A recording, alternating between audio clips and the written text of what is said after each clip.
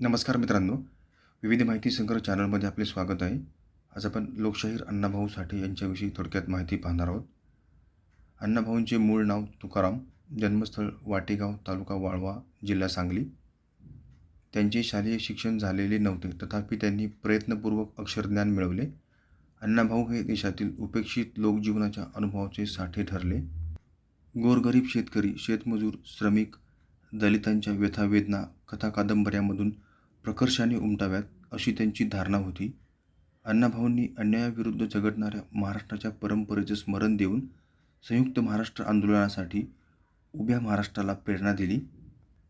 अकलेची गोष्ट, देशभक्त घोटाळे, शेटजींचे इलेक्शन, बेकायदेशीर, पुढारी मिळाला, लोकमंत्र्याचा दौरा ही त्यांची प्रसिद्ध लोकनाट्ये आणि तब्बल 35हून अधिक कादंबऱ्या अण्णाभाऊंनी लिहिल्या आहेत. धन्यवाद मित्रांनो, संपूर्ण व्हिडिओ पाहिला त्याबद्दल. व्हिडिओ आवडला असेल तर लाईक, शेअर आणि सबस्क्राईब करा.